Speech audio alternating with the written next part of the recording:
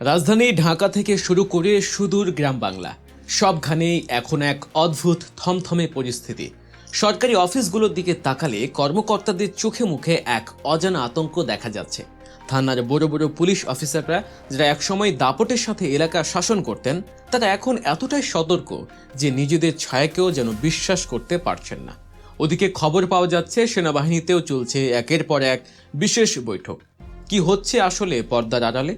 কেন হঠাৎ করে পুরো রাষ্ট্রযন্ত্রের এই অস্বাভাবিক আচরণ? খোঁজ নিয়ে জানা গেছে এক বিস্ফোরক তথ্য। ডক্টর মোহাম্মদ ইউনূসের অন্তর্বর্তীকালীন সরকার এমন কিছু সিদ্ধান্ত নিয়েছে যা বাংলাদেশের নির্বাচনের ইতিহাসে এরা আগে কখনো কেউ কল্পনাও করতে পারেনি। সেনাবাহিনী থেকে শুরু করে পুলিশ বাহিনী সবাইকে এমন এক কঠোর বার্তা দেয়া হয়েছে যা শুনে তাবর তাবর রাজনৈতিক নেতাদেরও ঘাম ছুটে যাচ্ছে। আর এই গোপন নির্দেশনার ফলে মাঠ পর্যায়ে যা ঘটতে যাচ্ছে তা বাংলাদেশের রাজনীতির দাবার চাল চিরতরে উল্টে দিতে পারে। গত কয়েক সপ্তাহে ঘটে যাওয়া ঘটনাগুলোর আড়ালে আসলে কি বার্তা লুকিয়ে আছে? কেন বিএনপি চিন্তিত, আর জামায়াত কেন এত আত্মবিশ্বাসী? চলুন ঘটনার গভীরে প্রবেশ করা যাক। গত সপ্তাহে সেনাপ্রধান এক বিশেষ সংবাদ সম্মেলনে যে বক্তব্য দিয়েছেন তা আপাত দৃষ্টিতে সাধারণ মনে হলেও এর রাজনৈতিক গুরুত্ব অপরিসীম। তিনি বলেছেন, সেনাবাহিনী পেশাদারিত্বের সাথে সর্বোচ্চ নিরপেক্ষতা বজায় রেখে দায়িত্ব পালন করবে। ধৈর্য এবং প্রজ্ঞা এই দুটি শব্দ তিনি ব্যবহার করেছেন। কিন্তু কেন? এই শব্দগুলোর পেছনের অর্থ বুঝতে হলে আমাদের ফিরে তাকাতে হবে 2024 সালের জুলাই আগস্টের সেই উত্তাল দিনগুলোতে। ফ্লাইওভারে ঝুলন্ত পুলিশের লাশ, গণপিটুনি, পুড়ে যাওয়া থানা, এই দৃশ্যগুলো পুলিশ বা সেনাবাহিনী কেউ এখনো ভুলতে পারেনি। রাষ্ট্রযন্ত্রের যে অংশটি তখন জনগণের বিপক্ষে গিয়ে একটি বিশেষ দলের দালালি করেছিল, তাদের পরিণতি কি হয়েছিল তা এখনো প্রতিটি অফিসারের দুঃস্বপ্নে হানা দেয়। সেনাপ্রধানের বক্তব্যের মূল সুর এটাই, জনগণের বিপক্ষে যাওয়ার মতো বোকামি আর করা যাবে না। নিরপেক্ষ থাকায় এখন একমাত্র বাঁচার উপায়। তবে আসল চমকটি এসেছে পুলিশ বাহিনীর ভেতর থেকে। পুলিশের নতুন মহাপরিদর্শক বাহারুল আলম সম্প্রতি যে নির্দেশনা দিয়েছেন তা অনেকের কাছেই অবিশ্বাস্য ঠেকছে। তিনি স্পষ্টভাবে বলে দিয়েছেন, প্রতিটি পুলিশ সদস্যকে নিরপেক্ষভাবে দায়িত্ব পালন করতে হবে। কোনো রাজনৈতিক দলের প্রতি বিন্দু মাত্র পক্ষপাত দেখালে তার পরিণতি হবে ভয়াবহ। কিন্তু প্রশ্ন হলো, পুলিশ কি আসলেই এই নির্দেশ মানবে? ভেতরের খবর বলছে, আইজিপি থেকে শুরু করে ডিআইজি, এসপি এবং ওসি পর্যন্ত প্রশাসনের প্রতিটি স্তরে একটাই বার্তা পৌঁছেছে, পক্ষপাত করলেই বিপদ। আর এই বার্তাটি এতটাই জোরালো যে মাঠ পর্যায়ের অফিসাররা এখন ভয়ে কাঁপছেন।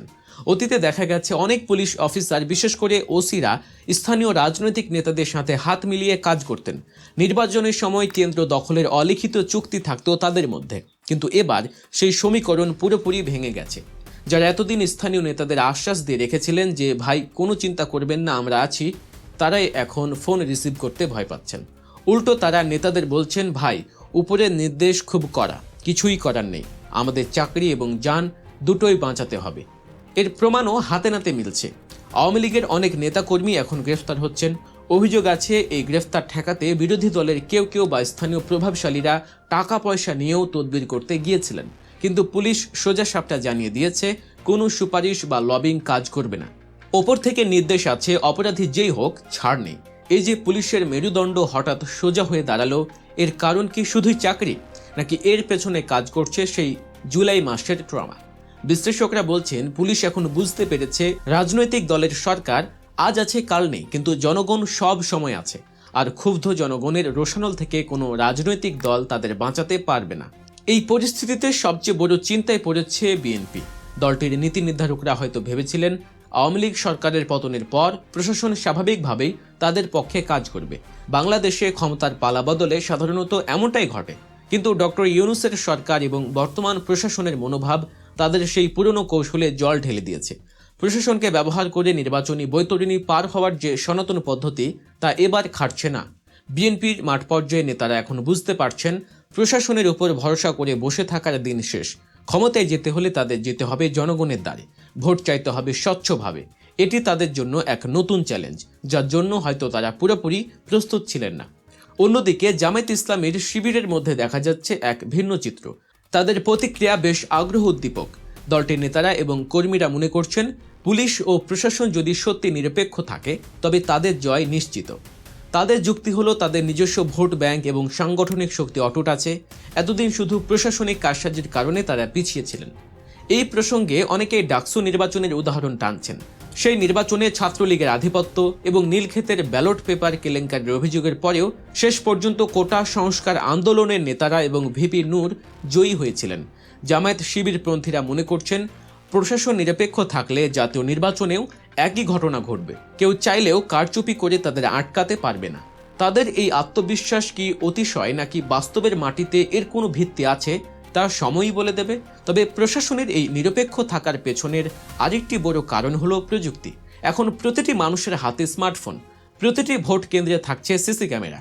2024 সালে এসে কোনো প্রত্যন্ত গ্রামেও যদি কেউ চুরি করার চেষ্টা করে, সেই ভিডিও মুহূর্তের মধ্যে সারা দেশে এমনকি সারা বিশ্বে ছড়িয়ে পড়বে। এই ডিজিটাল নজরদারি প্রশাসনের কর্মকর্তাদের উপর এক ধরনের মনস্তাত্ত্বিক চাপ সৃষ্টি করেছে।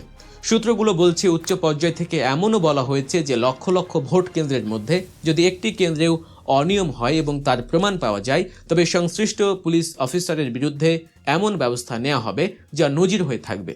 ভিডিও ফুটেজ দেখে জনগণ যদি রাস্তায় নেমে আসে, তবে সেই পরিস্থিতি সামাল দেওয়ার ক্ষমতা কারোরই থাকবে না। এই ভয় থেকেই পুলিশ এবং প্রশাসন এবার বাধ্য হয়েই সাধু সাজার চেষ্টা করছে।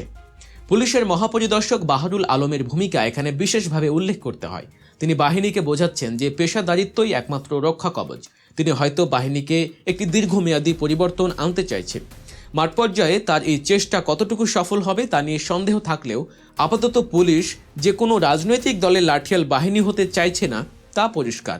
বড় বড় নেতারা যখন থানায় গিয়ে সুপারিশ করছেন, তখন ওসিরা বিনয়ের সাথে বলছেন, স্যার আমাদের কাজ আমাদের করতে দিন। এই বাক্যটি বাংলাদেশের প্রশাসনিক ইতিহাসে বিরল। এখন প্রশ্ন হলো, নির্বাচনের দিন আসলে কি ঘটবে? ভোটের দিন কি এই নিরপেক্ষতা বজায় থাকবে, নাকি পুরনো অভ্যাসের বশে কেউ কেউ আবার অনিয়মের চেষ্টা করবে? বিশ্লেষকরা বলছেন এবার নির্বাচন হতে যাচ্ছে এক অগ্নি পরীক্ষা। রাষ্ট্রযন্ত্রের প্রতিটি অংশ, সেনাবাহিনী, পুলিশ, প্রশাসন সবাই এখন একটি বিশেষ ট্রমা বা ভীতির মধ্য দিয়ে যাচ্ছে। এই ভীতিটি হলো জনগণের ভীতি। জুলাই বিপ্লব প্রমাণ করেছে জনগণ যখন ফুঁসে ওঠে তখন কোনো বাহিনী বা কোনো অস্ত্র তাদের দমাতে পারে না। তাই পুলিশ বা প্রশাসন এবার নিজের চামড়া বাঁচাতে নিরপেক্ষ থাকবে। যদি সত্যি এমনটা হয়, তবে বাংলাদেশ দেখবে এক নতুন ইতিহাস, যেখানে পেশিশক্তি বা টাকার জন্য নয়, বরং জনগণের ম্যান্ডেটই হবে শেষ কথা। যারা ভোট চুরির স্বপ্নে বিভোর ছিলেন তাদের জন্য দুঃসংবাদ হলো সেই রাস্তা এবার বন্ধ। একমাত্র খোলা পথ হলো জনগণের কাছে যাওয়া। ভোটের মাঠে এখন সমীকরণ খুব সহজ।